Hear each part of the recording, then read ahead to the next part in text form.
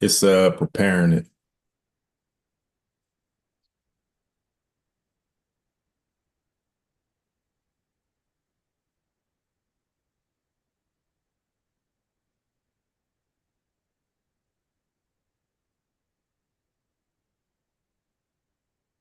It's preparing it. Oh,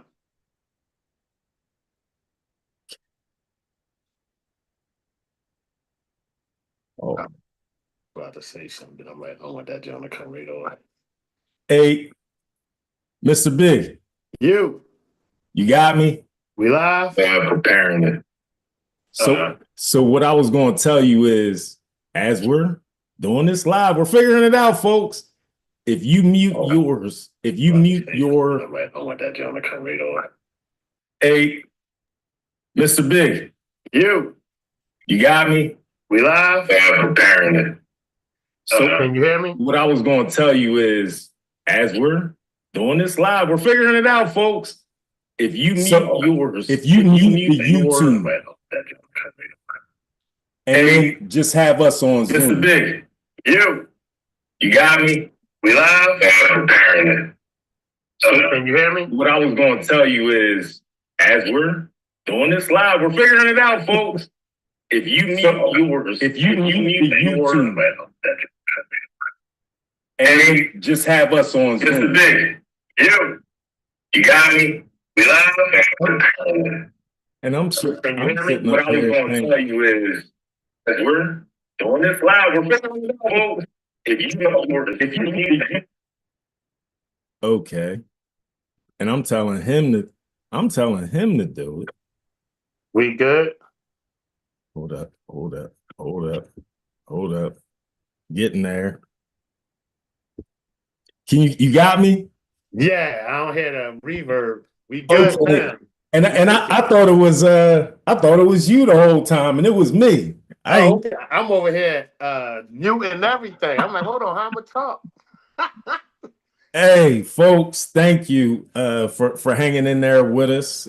Just trying to figure some things out. As we said, this is something new to us, so we're learning the technologies and the communications. But hey, changing the narrative. Yeah. Yes, Mr. A in the house, and we got. You see it, Mr. B. We got the merch.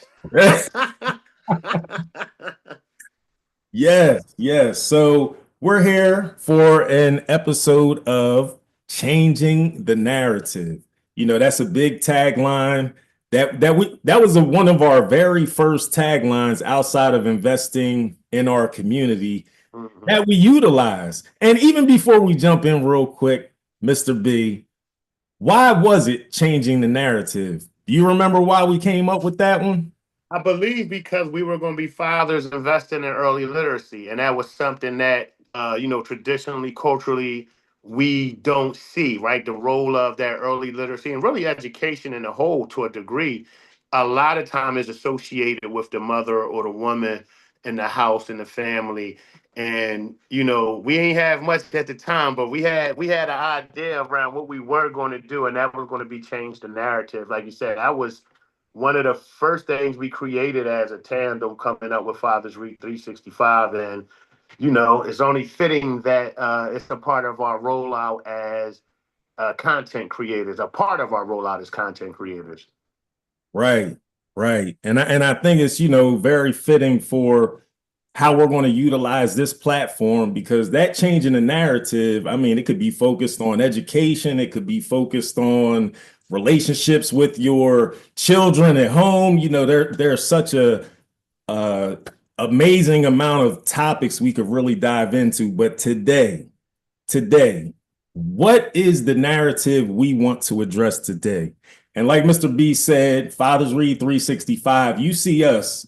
We're just two fathers that were passionate about getting engaged in the lives of those in our communities that we felt as though could utilize some significant resources so that we can all flourish in this life. So with us too, being a so-called grassroots organization, smaller organization, we have grown some people that you may not see outwardly like us, but we do have people working with us. And what do we have? About 5 employees total, including us. Yeah, 5. 5 employees. Yep. So, not very big. And what we want to address today is the narrative is what is the perception of organizations who have the capacity to get the work done?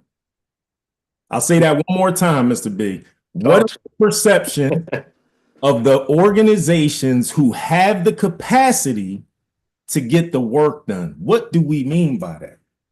Right. So capacity, how much work, so you could use it in various ways, right? How big an organization is, and that could be determined by the size of employees, the size of grants, the size of their programming, um, and that can vary in different ways, right?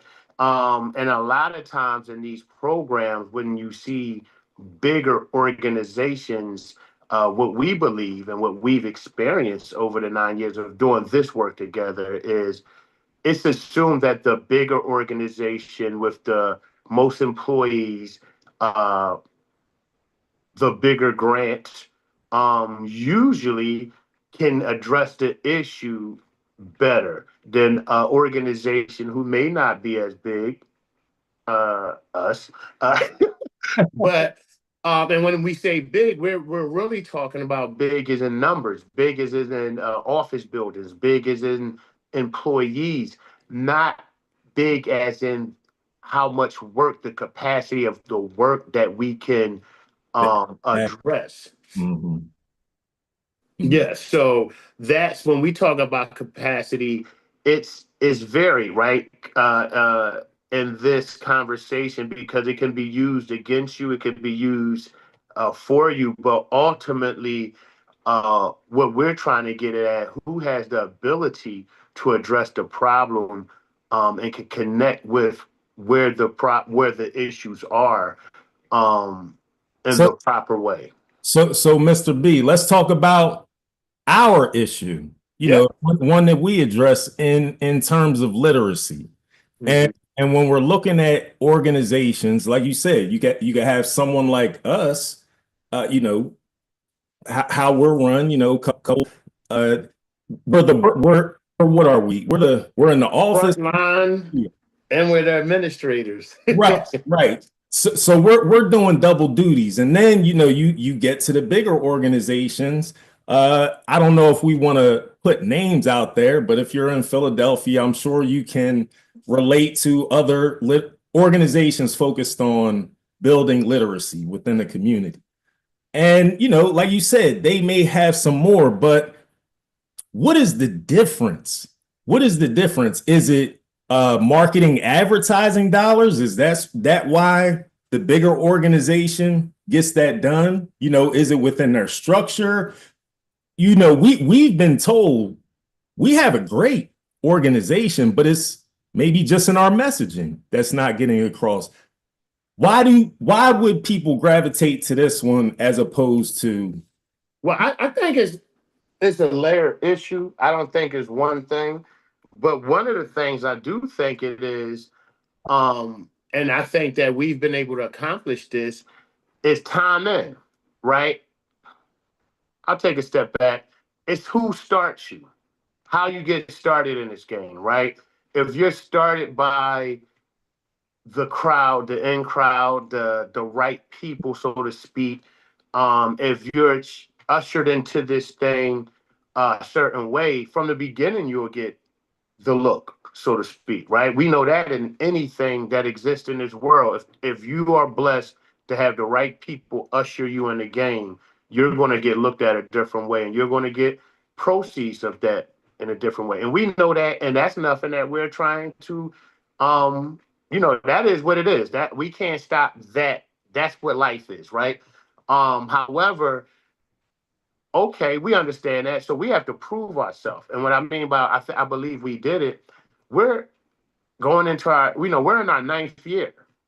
We've Yes. been doing this work as an organization, you know what I mean? Fathers Read 365 for 9 years. And if you know our story, the first 2.5 years, it was all grind. There was no funding. There was no grants. We didn't even know how to do that. We didn't know how to get that. We didn't know who were giving them out at the time. We knew that it exists. So my point is, I believe that, if you come in with no one knowing you, you come in grassroots, you come in from the community, so to speak, you come in raw, right? So no one's going to pay you that amount of attention because it's now like you got to prove yourself. And you should have to prove yourself. We see people pop up on the scene all the time. Like, what have you done in this field to show that you are serious, right?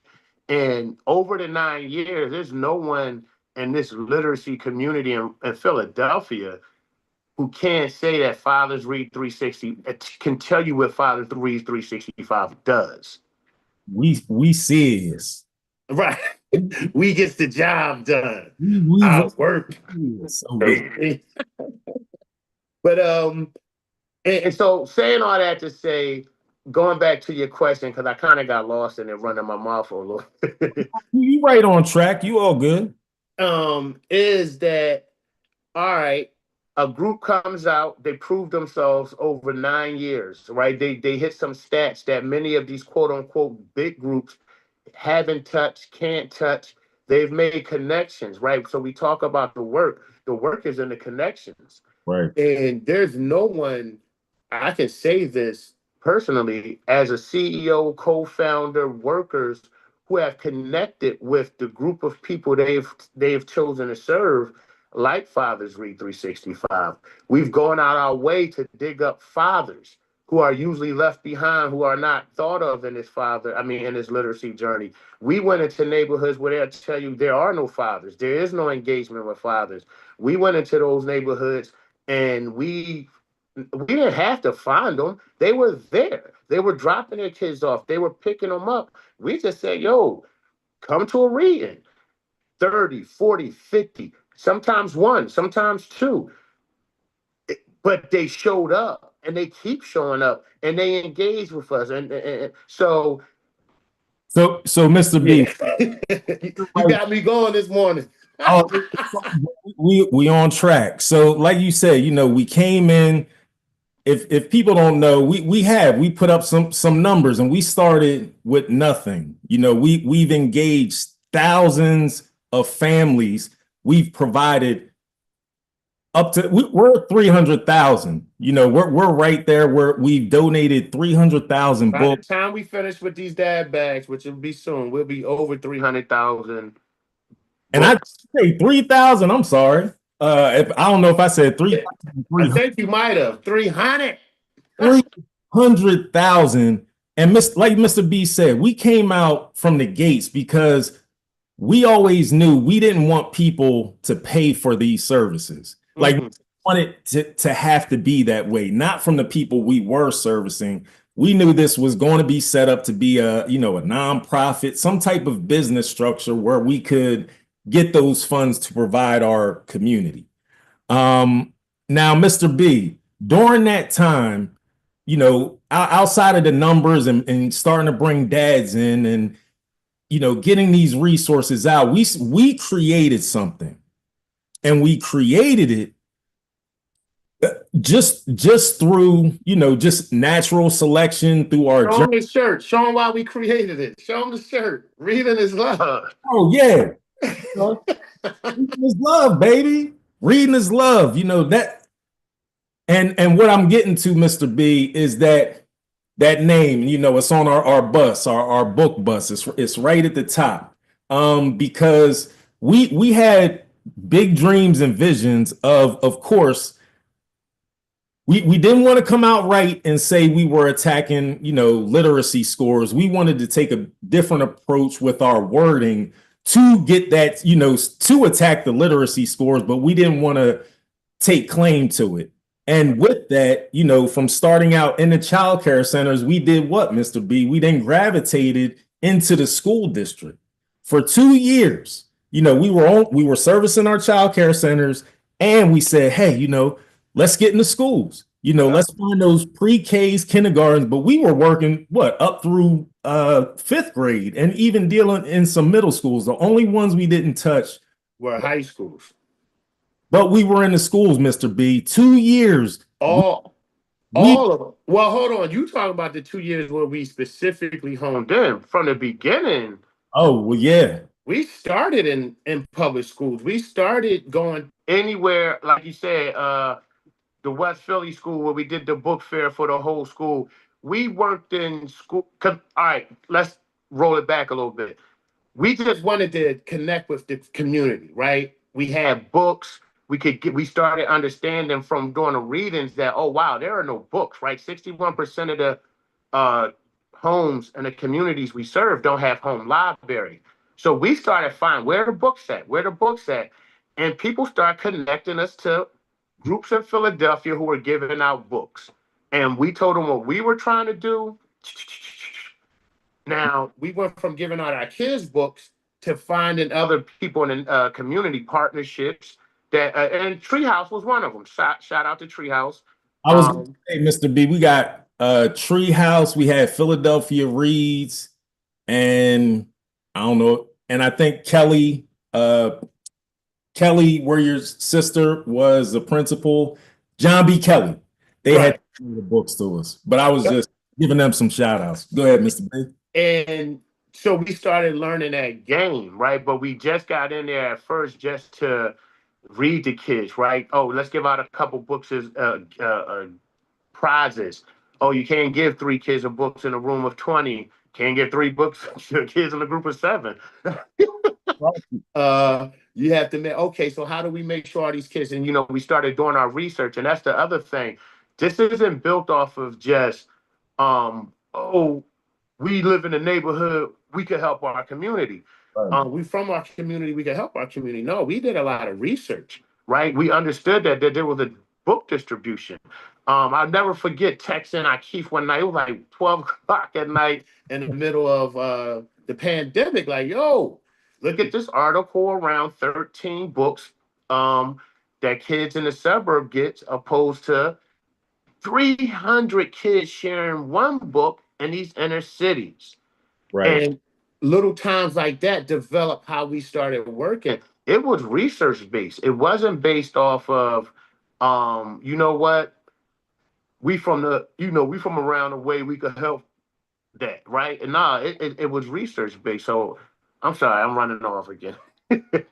Oh, nah, you good. And that's what we did. Once we got that research, we said, okay, let's make sure kids get 13 books a piece. And we put up what we have is called, these are our dad bags. So in these dad bags, at that time, I think it was just books. It And was just books. 13 of them joints. We were selling. And that's part of why what we ended up starting, what is the Ready First Network, what we're getting to, which means reading empowers all developing youth first. And so when we were in these school districts, we went for years, hundreds of thousands of kids, hundreds of thousands of books donated to the school district for free, because we come from the school district. I mean, I grew up in the school district, but me and Keith also worked there. We had friends there. It was easy for us to get into the schools through our network. However, after doing it for so long, we tried to build a real connection. We tried to really get something on paper, a real partnership between Fathers Read 365 and the school district through their Head Start program at one point, and also just through working with the district, and then also trying to do it through Network 11 at the time, where we, for 2 years coming out of the pandemic. So to catch you guys up, during the pandemic, we couldn't get in daycares. However, we did deliver over 40,000 books during the pandemic to the doorsteps of daycares, which will come back into play later in this. We couldn't get into daycares. Coming out of the pandemic, the school started letting people in first. And we started going in, giving out these 13 books, doing our performance. And these joints was rocking, like, because it was hundreds of kids in some of these schools, in kindergarten and in pre-K. And we gave every kid in there 13 books to the point where we were delivering them to the classrooms, putting it in these kids' cubbies, right? We were there for half a day, sometime performance, delivering the books, packing the books away. Like we gave some blood, sweat, I want to say tears, but we gave some sweat there. And And Mr. B, do you think you get that out of those bigger organizations that we're talking about? Do you you think? can never get that. You can never get that the way that we did that, how that we did that. I mean, to the point when I honestly, y'all, standing in the hallways, packing these bags, walking them into the classrooms, putting them in their cubby holes. And when we say books in hands, you'll hear us say that a lot. We mean that. We mean that. We make sure that kids get the book because we learned that a lot of times in book distribution, books are held somewhere. They're not necessarily given to the kids, but you might hear them claim a big number of how many books are being given out. Um, so we did this with the school district, Network 11, for 2 years, 21 and 22, I believe. We went hard with the school district, just like, you know what, this they're gonna have to, and we talked to a lot of different people in different offices, all the way up to a superintendent. Yeah, we Um, talked to the superintendent, we talked to the assistant superintendent, you know. Right. And what was clear was they didn't want to work with us, they didn't want to partner with us for whatever reason. And that's not you know, trashing them or anything. They didn't want to work with us. So cool. We didn't say, all right, let's not work with them.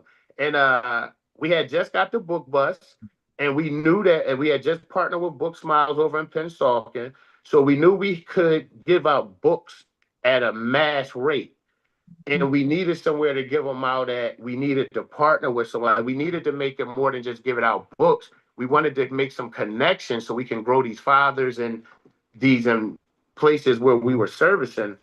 And I never forget, I Keith called one day and was like, yo, he said it a couple times, but one day he was like, yo, we got to go back to where we started, the daycares. And it was like, you're right. And I think we did the big drop at Ostos. Mhm. And then I believe you did the first couple of drops at the daycares. Yep. And then when I followed up, I'm like, okay, this makes sense. And then it wasn't Ready First at first. It was just dropping off books at daycare centers again. And then it grew into Ready First again through research, through being involved in the literacy world, being at conferences, being at panels, and understanding what we were doing past just giving out books. Learned that, oh, we could create our own school district. The school district won't let us in, but we don't need a school district to let us in.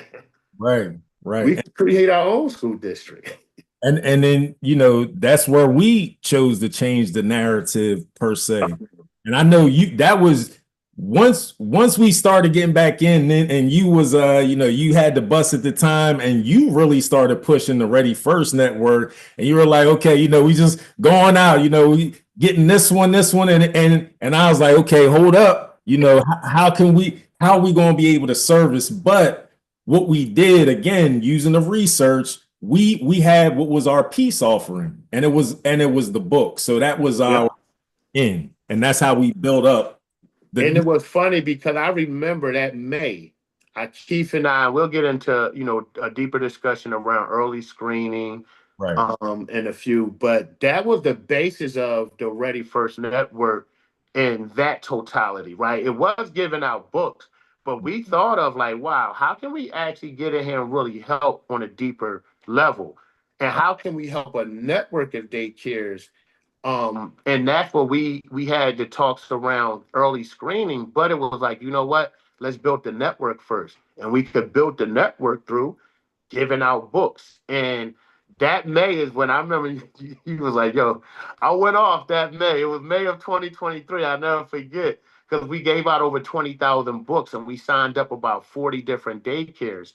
Um, and that was old school, right? When people now it's everything computer, put a post, ask people, and we did that, right? We did do those things, and that didn't work. But when we started knocking on doors saying, hey, this is Fathers Read, I Keith, this is Brent, This is who we are. And this is old school community work, y'all. This is before there's any, to truly be honest with you, no one has truly never funded the actual giving out the books part.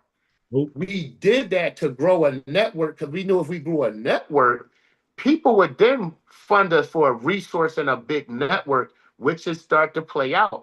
But we knew that we had to make a peace offering with the centers and to show the people who could possibly fund it that we have something in place here. We got emails, we got phone numbers, we have our little database of our centers.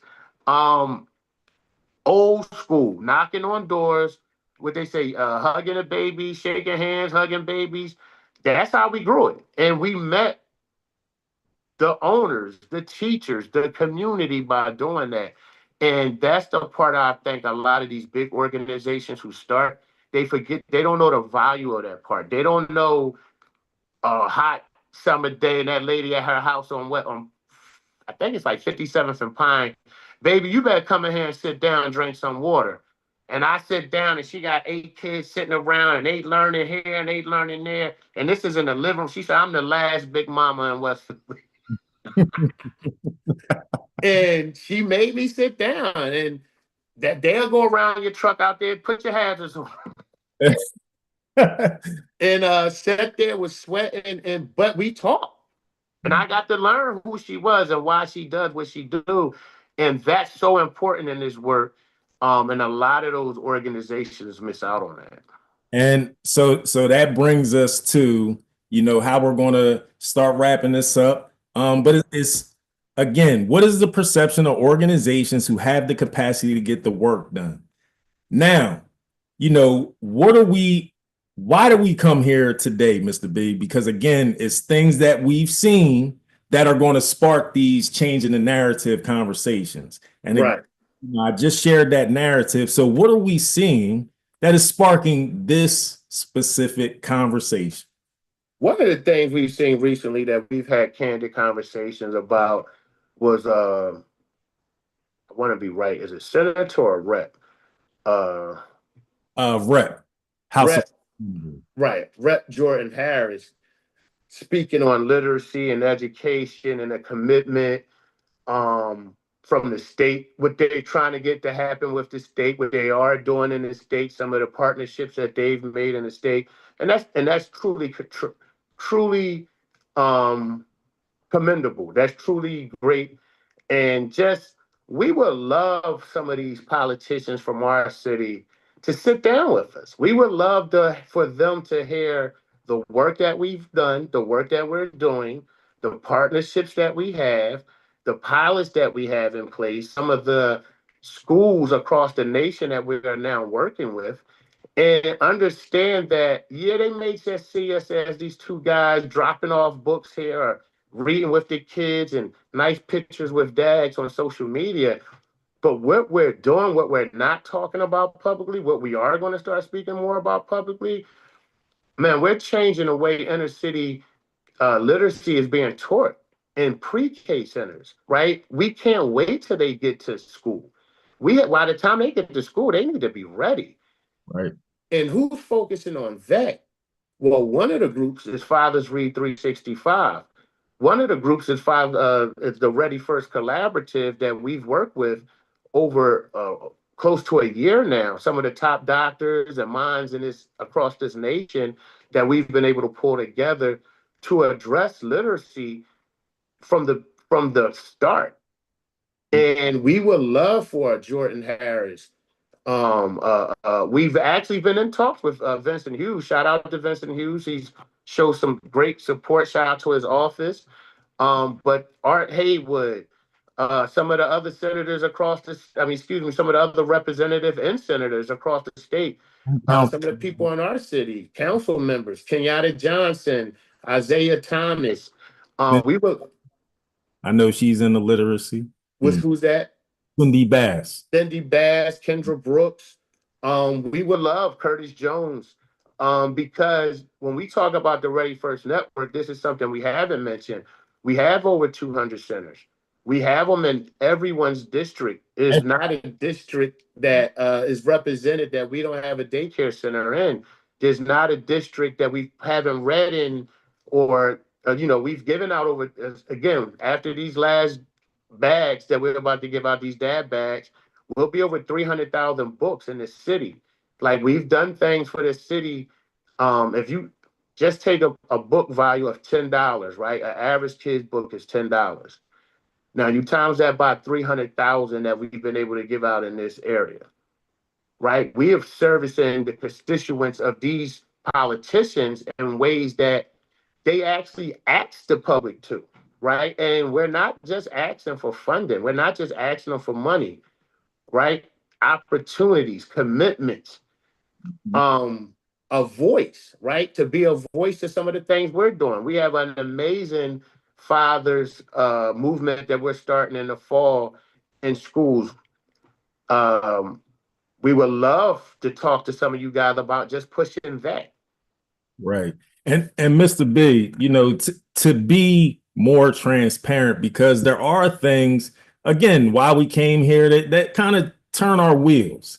And, we don't want to look at, we're not complaining, we're not pointing the finger and saying this person is wrong or why you're going to do what you're going to do. You're going to support Fathers Read 365. But what I saw, and I'm sure you saw too in that clip, and respectfully, Jordan, we have to use you because you put, this information out there. But we saw that they were partnering with Scholastic.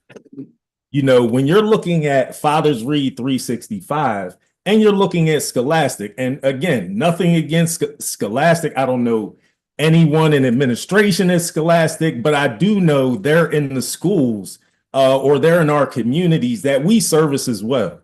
So it's like, what is the difference between this organization and this organization? And you had mentioned it before, is that one, we're doing things, we're putting resources in the hands of our constituents in the for the people that we serve.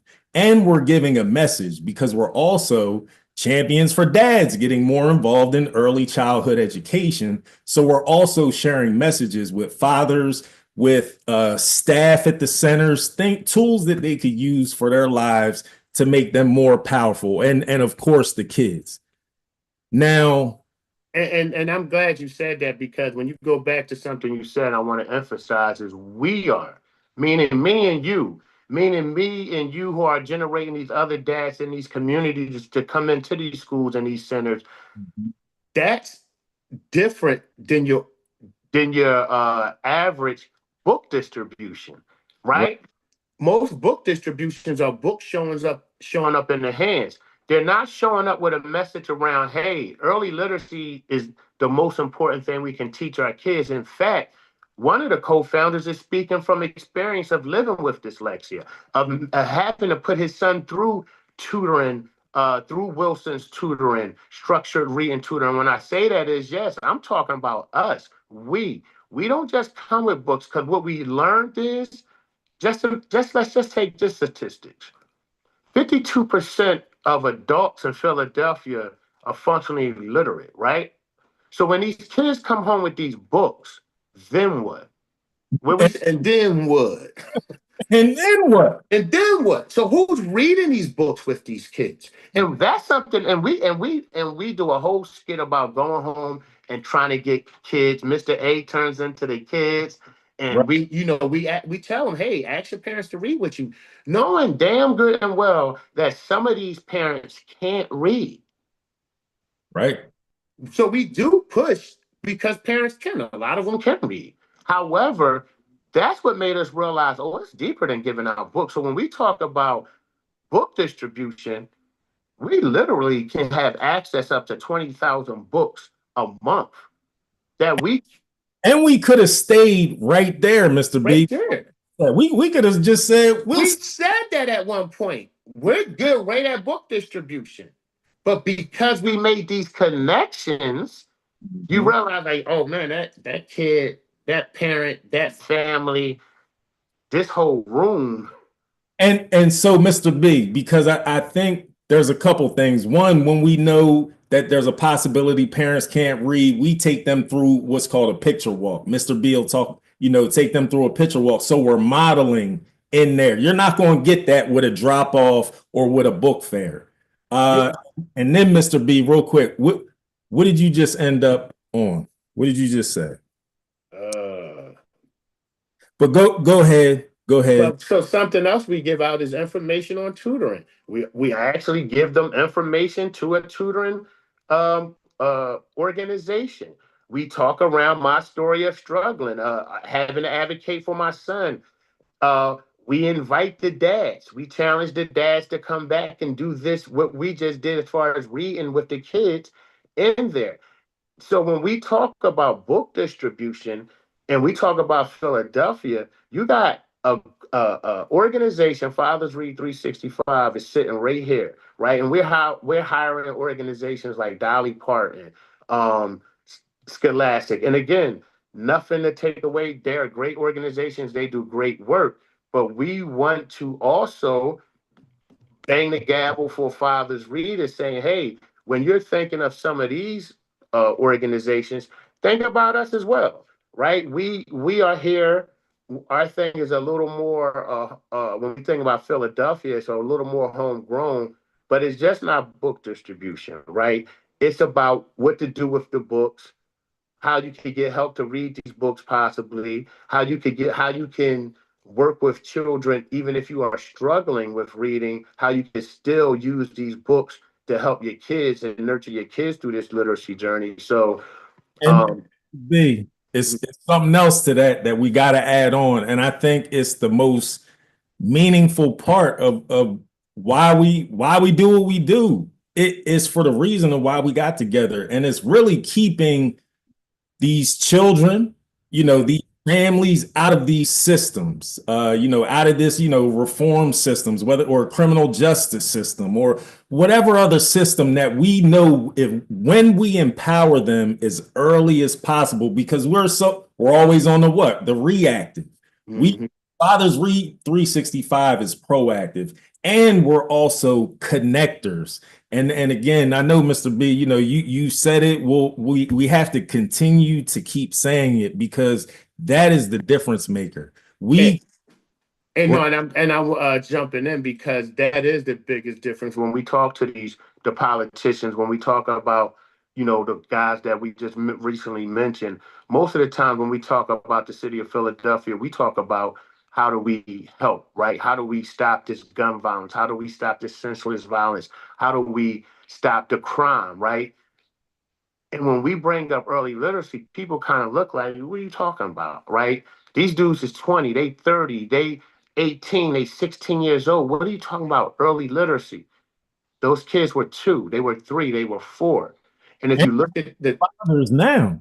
exactly, Some of them, shoot. if you look at their reading scores, when you go back to when they were third graders, go back to when they were eighth graders, and you will see how proficient or not, how they weren't proficient in reading. You will see some of these reading scores are at 30, 18% in some of our Philadelphia grades. And you will understand that these young men don't have hope. They've given up hope. They've fallen into the streets. And once you fall into the street, God bless you, because anything can happen from there. But they were little boys. I never forget, we went to do a reading one day, and there's actually a video we have from that reading that went kind of viral. And the little boy came up and he said, "Can you please read with me?" And they had said, one lady had commented when we was coming in there that she couldn't stand those eighth graders. They were so out of control. And someone had also spoke to it being a war around there. At night, it was some gun activity because some blocks were going to war. And I'll never forget, we went in there and we read with these little boys. And that little boy came up there, and that video had went kind of viral. You can check it out. I believe it's on our IG page, Fathers Read 365. It's on our YouTube page as well. Um, he said, can you please read with me? It was the cutest little thing. And all these little young boys, they was all nice. They were all into it, loving reading, excited. But they were 5 and 6 years old. And they were about to grow up and go into these same neighborhoods as those eighth graders that the lady couldn't stand, as those guys that was worn out there later. Those guys in eighth grade and those guys that was worn that night, they went to that same school at some point, and they was those same little bright-eyed, bushy-tailed little boys who was dying to learn how to read, who was dying to learn and get love from a system that wasn't ready to teach them how to read, to a system that wasn't ready to love them. So what did they end up doing? They end up going and being them eighth graders, right? That's getting on everyone's nerves. They end up dropping out by ninth grade. They end up being them kids at night and all of the day time of the day, making the neighborhood dangerous, all simply because these kids never learned how to read. And that's what we know. We work with those young boys in eighth grade. We work with them young boys when they became out in the streets as advocates, working in the streets with kids in and out of the system. And we knew that, yo, it ain't 16 or 17-year-old when we got to start catching them. The gun violence starts at 2, 3, 4, 5, 6 years old when these kids don't learn how to read. And Mr. B, I think what people got to know too is what those kids look like, because they're not always just the bad kid. You know, in the classroom, sometimes it's the kids just on the side on it. You know, Yo, it's crazy we on point like that because I literally just made up a slide, and it's a quote. You know, I'm working on my book right now, right, and it's a quote from the book that says a lot of times we pay attention to the outrageous behavior, the loud kid. It's that other kid that's drowning in sight that it's not saying nothing, that's going through the same thing, and we're not. And because he's nice, he doesn't throw off the class. I'm gonna give him a B. right. I'm a pass. Not to say you flunk him, but my point is we don't pay attention to that kid. Mm, And we really don't pay attention to the other kid either, except to highlight his negative behavior. We don't pay attention to either one of them learning. right, right. So when we talk to these politicians in our city of Philadelphia, understand why we do Fathers Read, understand where it comes from, and understand that we're trying to work with you guys. Right? I see Cindy, not Cindy Bass, what's the other young lady from West Philly? McClinton, Joanna, Nah, state rep. I just saw her little video.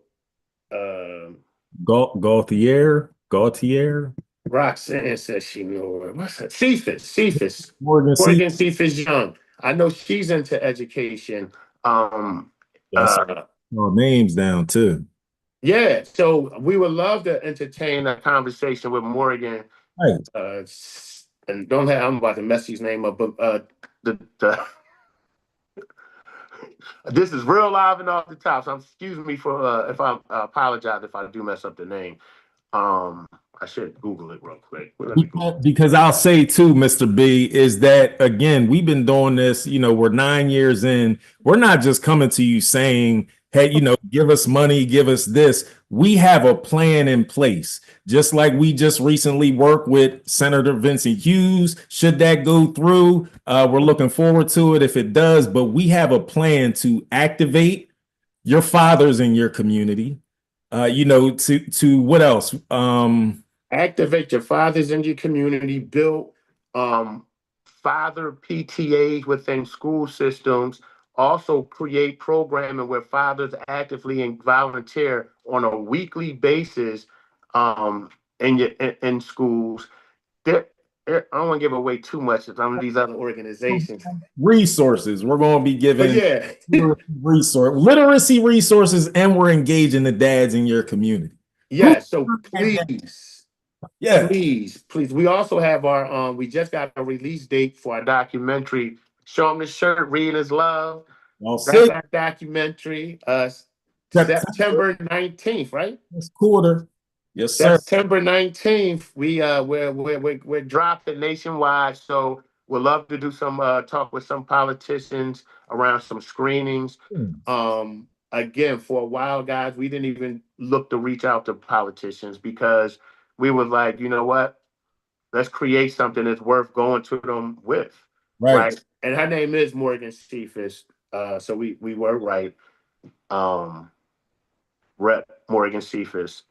But yeah, so we wanted to build something that we could sit down in anyone's office and present. right? And then have we know as a kid said, we could stand 10 toes on it as far as delivering what we talk about. That we're real big about that, making sure we're able to deliver what we speak to being able to deliver. And we want to be of help. We already are help, with or without you, honestly. But Right. we wanted to be with because there's strength in numbers, and we do believe we know that we have some of the top minds in literacy wanting to dig into Philadelphia.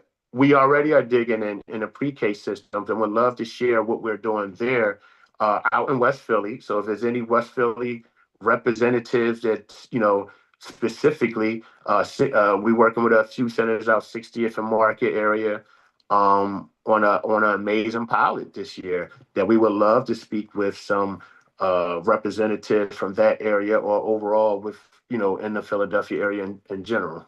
Right. And again, we'll get more into the Ready First network and the meat and potatoes of it, but just saying we are working with some of the top minds.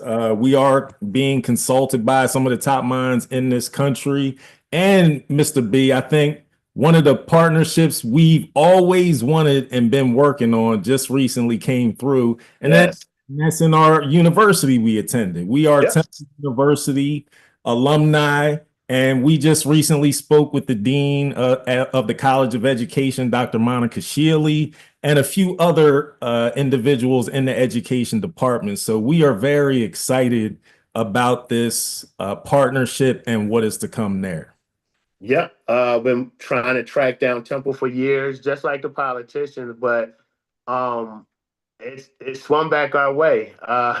Right. We love that that Dean Shirley reached out to us, and we look forward to working with Temple in the future and making some announcements around how we will be working with Temple in the future. So again, back in the nest, as they say. Right. And Mr. B, great talk today. The narrative, folks, is what is the perception of organizations who have the capacity to get the work done? So hopefully through this conversation, you see that it's not just about the look or the size of something. It's about what is the work that is getting done and, what are the outcomes of that? And I like to add, lastly, we don't know who's watching this, who's going to see this. Yes, we work in Philadelphia, we start in Philadelphia, but the things that we're working on can work anywhere, in any city, any state. And we would love the opportunity to be able to share with those politicians and those decision makers in those states, and be able to share how we can change the way we look at educating our pre-K learners from the beginning and early literacy through, and yes, and early literacy. I'll say that. So that those kids go into school on level. So we're AKA ready first. we want them on level by first grade. That is our push. And we know it's going to take a village. And that's why we have what we have set up the way we do. And like Mr. B said, we would love to keep this conversation going and talk to you all who can help us make that difference. So make sure y'all like, subscribe, share. They say that 80% of the people that watch your channel don't subscribe. So allow us to keep these conversations going. I mean, they're going to be coming regardless, but hit that post notifications and join us. Hop in the chat section. Tag your political figure in your community, please. Yep, that's your job. If you see this video, please tag. If you're in Philly, Pennsylvania, tag who you need to. But if you're in Illinois, Hawaii, Texas, tag a local official in your area and let them know about Fathers Read 365 and the amazing things we're doing in early literacy. That's your job. Can y'all do that for us? Yes, please, please. All right. So everybody, thank you for joining us. And until we meet again.